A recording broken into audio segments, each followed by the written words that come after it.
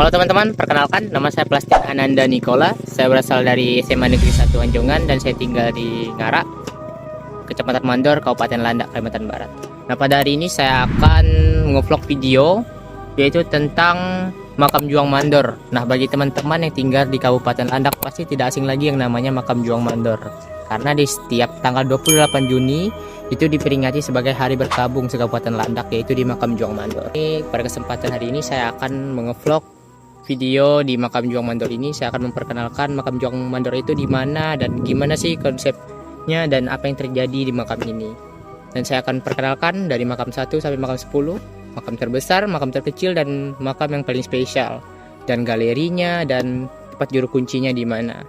Nah, ikuti terus vlog ini. Nah, jadi ini jalan masuknya, ini gerbangnya ya cukup estetik, ada kayak corak-corak corak-corak Dayaknya, budaya Kalimantan Barat, dan khas yaitu Mandau ya teman-teman. Nah, di sana itu ada aula, kayak semacam aula gitu. Jadi untuk biasanya yang ada acara atau ingin membuat kegiatan di sini biasanya kumpulnya di area sana. Nah, itu dia tadi yang kata saya tadi, itu galeri. Bentar lagi kita akan ke sana. Dan di sana monumen teman-teman, monumen atau relief yang dibuat untuk mengenang para pahlawan di Makam Juang Mandor. Nah, di sana itu adalah jalan menuju 10 makam yang ada.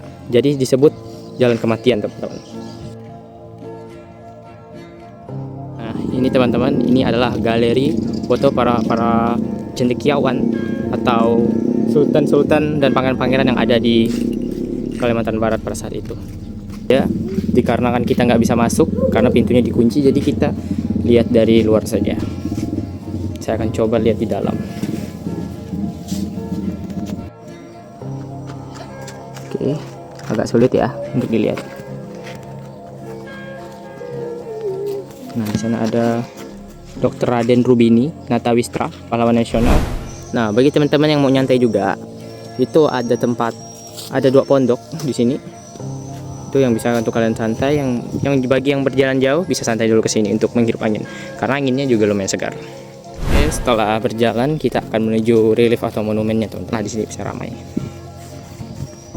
Nah, di sana itu ada rumah guru juru kuncinya. Nah, di sana juga teman-teman tersedia makanan. Jadi ada kantin di sana. Jadi bagi teman-teman yang ingin minum, haus atau lapar bisa ke sana. Sekalian mau nanya-nanya juga boleh. Nah, jadi ini dia monumen Makam Juang Mandor, Kabupaten Landak, Kalimantan Barat. Baik, ini adalah relief atau monumennya.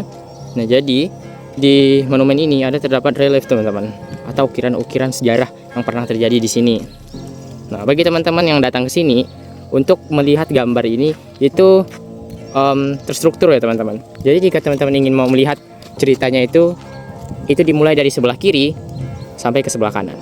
Nah, jadi kalau teman-teman lihatnya atau pertama kali ke sini lihat sebelah kanan, pasti teman-teman akan kurang mengerti ceritanya. Tapi kalau teman-teman lihat dari sebelah kiri ke sebelah kanan, pasti teman-teman paham apa yang terjadi sebenarnya. Oke, baik, setelah di monumen Makam Juang Mandor, kita akan lanjut ke 10 makamnya teman-teman. Nah, disinilah tempat jenazah yang dieksekusi dikuburkan. Jadi jika kita ingin melihat makam itu terletak di gang sebelah sana teman-teman. Dan nama jalannya untuk tempat pemakaman itu disebut Jalan Kematian. Ya, nggak salah dengar, Jalan Kematian. Pai di percabangan. Nah, jadi tadi kan kita masuk dari Jalan Kematian itu sekitar 400 meter dari Jalan Kematian di sebelah sana. Jadi kita akan menemui 2 percabangan teman-teman. Nah, untuk bagi yang nggak pernah kesini atau yang nggak tahu, ini itu jalurnya mutar teman-teman. Jadi masuknya sebelah sana, keluarnya ke sebelah sini. Tapi ada percabangan lagi di sebelah sana. Tapi untuk saran saya itu mulainya masuk itu dari cabang sebelah kiri. Karena kenapa cabang sebelah kiri? Karena makamnya itu berjuru teman-teman. Makam 1, makam 2, sampai makam 10. Nah, ini adalah makam 1. Nah, bisa kita lihat bentuk makamnya itu seperti ini teman-teman. Kita bisa lihat ya. Di dalam sini kita nggak tahu, dari 10 makam ada 21.037 kurang lebih. Itu yang masih terhitung. Kita nggak tahu, belum terhitung teman-teman. Kita tidak tahu ada berapa di sini. Mungkin ada 2.000 orang, 1.000 orang yang digabung menjadi satu. Nah, setelah kita dari Makam Juang Mandor yang pertama, ini makam yang pertama, jadi kita akan masuk ke gang sebelah sana. Jadi gangnya ini sepi ya teman-teman, nggak ada siapa-siapa. Tapi kalau sore itu jadi tempatnya para pelari biasanya yang jalan-jalan atau sekedar mencari angin. di sana. Jadi kita akan masuk ke sebelah sana di jalur kiri ya, jangan sampai salah jalur. Karena kalau kalian masuk jalurnya sebelah kanan di sana duluan, itu jadinya nggak nyambung teman-teman. Tapi kalau kalian lewat ke jalur sebelah kiri itu bakal nyambung dari makam 1 sampai makam 10. Ya, kita akan menggunakan motor. Nah, itu makam 2 teman-teman. Nah, ini adalah makam 3 dan ini adalah makam 4. Nah, jadi yang saya akan soroti di makam 3 dan 4 itu, saya soroti itu makam 4 teman-teman. Kenapa saya soroti makam 4? Karena makam 4 itulah makam yang paling kecil di sini. Jadi makam 4-nya itu cuma sepetak ini aja.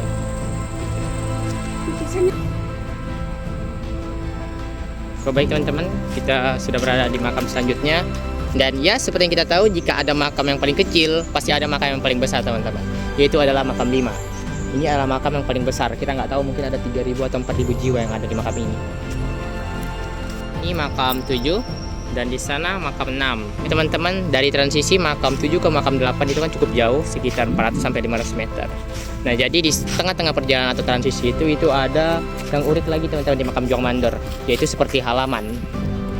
Nah, halaman ini bagi yang tidak tahu pasti mungkin ada juga yang tahu, yang sekitaran orang dari Mandor. Jadi tempat ini ya teman-teman adalah tempat eksekusi di mana korban-korban yang dimakamkan di makam Juang Mandor ini.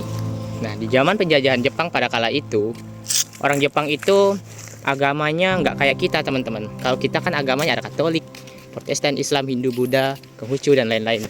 Tapi kalau orang Jepang itu pada saat itu yang menjajah kita, itu agamanya bukan sebutan kayak gitu. Itu sebutannya namanya Shinto dari Jepang. Nah, jadi apa? Mereka memuja kayak seperti memuja matahari teman-teman. Jadi sebelum mereka korban-korban dieksekusi, jadi mereka dibawa ke sini di halaman ini. Untuk apa dibawa ke halaman ini? Itu mereka dikumpulkan semua, dibariskan untuk dipaksa untuk memuja matahari teman-teman. Jadi mereka memuja matahari di siang hari. Dan ya, mereka dipaksa memuja matahari walaupun mereka kepercayaannya bukan itu. Karena pada saat itu kepercayaan orang-orang Kalimantan itu kebanyakan Muslim, Islam, atau Katolik, Protestan teman-teman. Kan pasti ke makam Juang Mandor pasti pernah melihat batu ini. Nah, batu ini dibuat oleh mahasiswa Tanjung Pura untuk kenang-kenangan di sini. Nah, ini adalah makam 8. Jadi kita tadi lewatnya lewat sebelah sana. Ini adalah makam 8. Nah, di sini itu adalah makam 9 ya. Itu makam 9. Dan di sini ada perempatan teman-teman. Nah, kalau kita menuju Bujur itu menuju makam 9 dan makam 10 di sebelah sana. Kalau kalian belok sebelah kiri itu hutan teman-teman. Jangan coba-coba ke sana bagi yang nggak tahu. Tapi kalau setahu saya di sana kebun sawit. Nah, kalau kalian belok sebelah kanan, ini jalan keluar teman-teman. Ini tembusan dari jalan ke makam 1 tadi. Nah, jadi kalau kalian mau pulang lewat sebelah kanan. Tapi karena kita belum mau pulang, kita akan review di sana dulu. Itu adalah makam ke-9 teman-teman.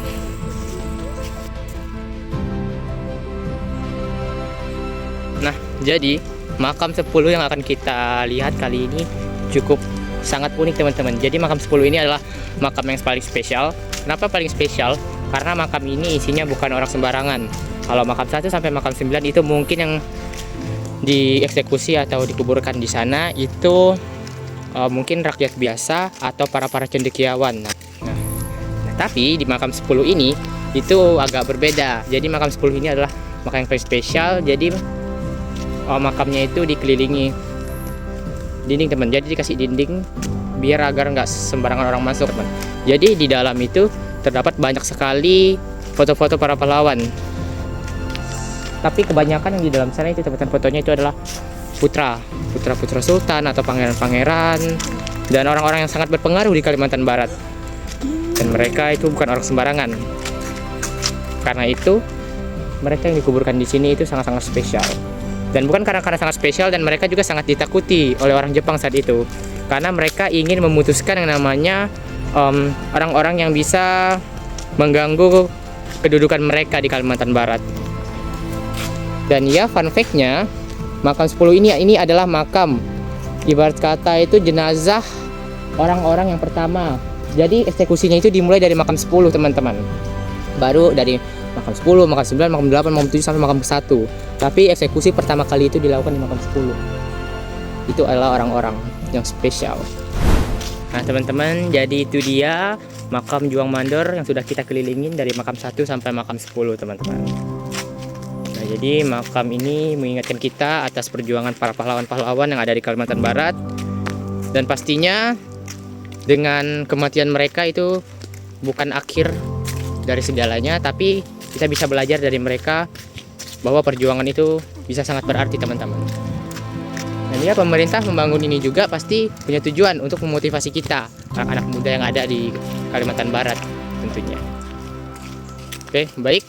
Saya Plastin Ananda Nikola, pamit akhir undur diri dan terima kasih.